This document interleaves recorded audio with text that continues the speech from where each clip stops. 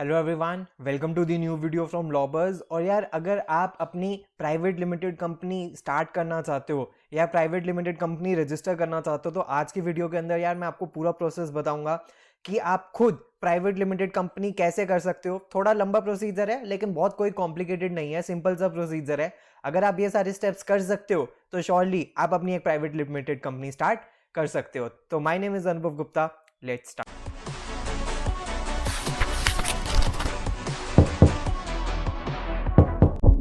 तो फ्रेंड्स, सबसे पहले आपको बताओ कि यार प्राइवेट लिमिटेड कंपनी आप क्यों आप फॉर्म कर सकते हो या इसके बेनिफिट्स क्या हैं, क्यों आपको करनी चाहिए।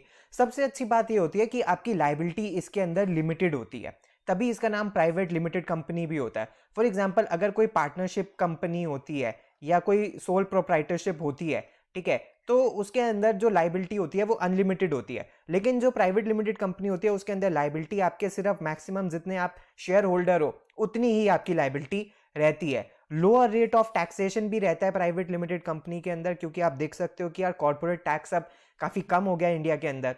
इसके अलावा एक प्रोफेशनल रेप्यूटेशन भी आपकी बनती है, क्योंकि जब भी आप कोई कॉन्ट्रैक्ट करते हो या कोई बिजनेस करते हो तो अगर सामने से कोई कंपनी के साथ आप करते हो तो उसकी एक प्रोफेशनल रेप्यूटेशन रहती है, डॉक्यूमेंट्स उसके आप सारे वेरीफाई कर सकते हो और एक वो थोड़ा जेन्युइन रहता है as compare to any other form of business.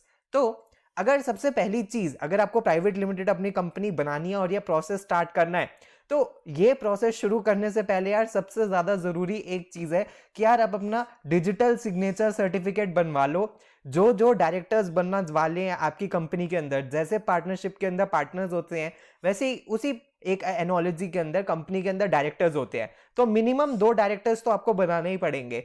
तो उन सबका डिजिटल सिग्नेचर सर्टिफिकेट बनवा लो। ये इंटरनेट पे बहुत इजीली बहुत सारी कंपनीज है जो डिजिटल सिग्नेचर सर्टिफिकेट्स प्रोवाइड करती हैं, क्योंकि ये आपको हर एक स्टेप पे इसकी रिक्वायरमेंट रहेगी। तो एक बार जब आपका डिजिटल सिग्नेचर सर्टिफिकेट बन जाएगा तो आपको क्या करना है, आपको ये एमसीए की वेबसाइट के ऊपर जाना है और सबसे पहले आपको अपना नेम फाइनलाइज करना है, क्योंकि यार अगर आप जिस नेम से अपनी कंपनी का नेम रखना चाहते हो वही कंफर्म नहीं होगा तो तब तक तो कंपनी रजिस्टर हो ही नहीं सकती। तो ये लिंक मैंने डिस्क्रिप्शन बॉक्स के अंदर दिया है, आप यहाँ पे जाके पहले नेम सर्च कर सकते हो, चेक कंपनी नेम कर सकते हो कि आप अपनी कंपनी का नेम क्या रखना चाहते हो, और उसके अंदर आप ऐड मोर नेम्स करके भी आप सर्च कर सकते हो और आपको पता लग जाएगा कि वो नेम अवेलेबल है या वो नेम अवेलेबल नहीं है। अगर वो नेम अवेलेबल हुआ तो अच्छी बात है, नेम अवेलेबल नहीं है तो आपको फर्दर नेम्स ढूंढने पड़ेंगे जिसके अकॉर्डिंग आप अपनी कंपनी को नेम कर सकते हो। इसी के साथ बहुत जरूरी है कि यार आप हाथ की यार ट्रेडमार्क भी सर्च कर लो। जरूरी नहीं है कि जो कंपनी का नेम हो वो ही ट्रेडमार्क का नेम होना चाहिए, ऐसा बिल्कुल भी जरूरी नहीं है।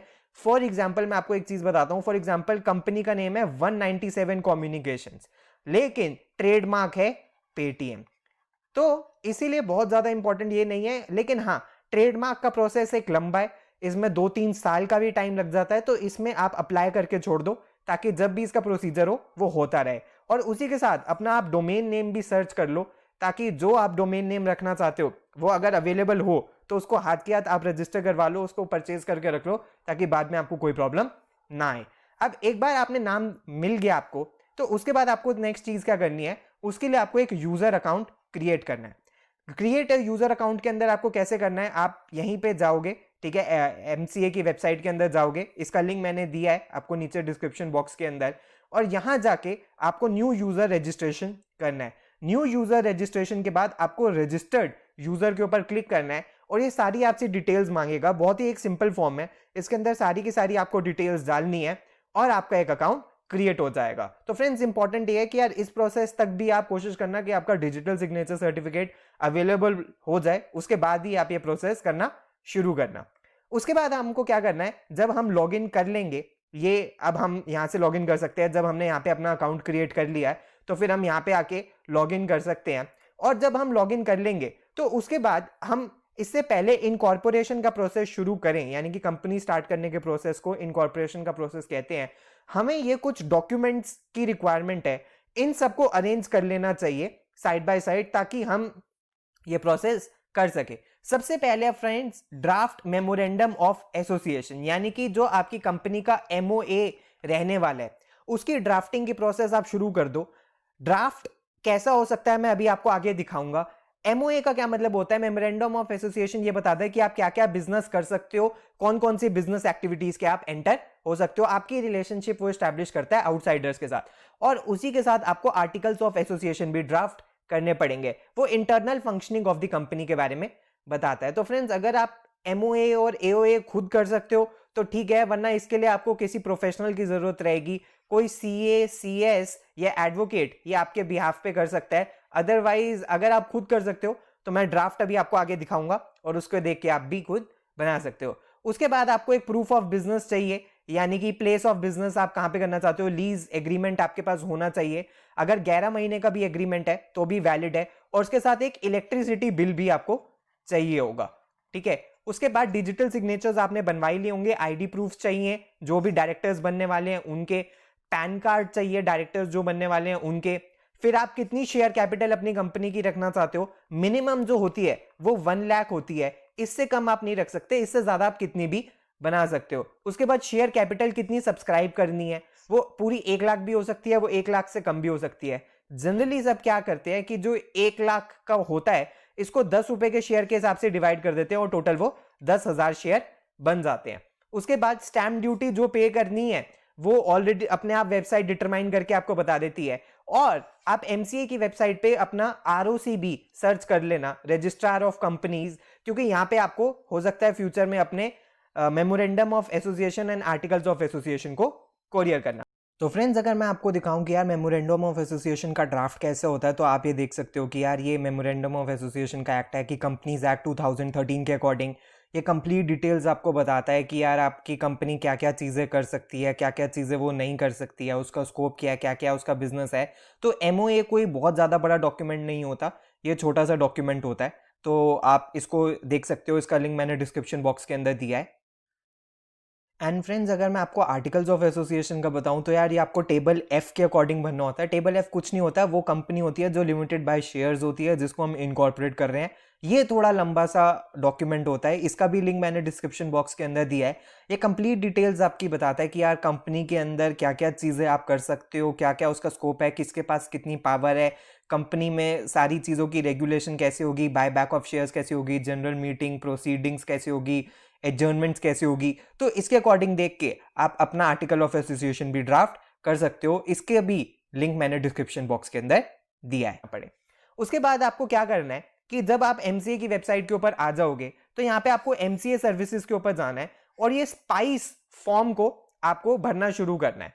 तो स्पाइस फॉर्म भरने से पहले जरूरी है कि यार आप ये रन में रिजर्व यूनिक नेम में आप जाओ, और जो यूनिक नेम आपने चूज किया है वो यूनिक नेम आप जाके अपना फाइनलाइज कर लो, उसको रिजर्व कर लो। इसकी जो भी फीस है वो फी पे कर दो, ताकि जो आपने अपना यूनिक नेम चूज किया है वो आपके लिए रजिस्टर हो जाए, वो ब्लॉक हो जाए और वो कोई और उस यूनिक नेम को यूज ना कर पाए।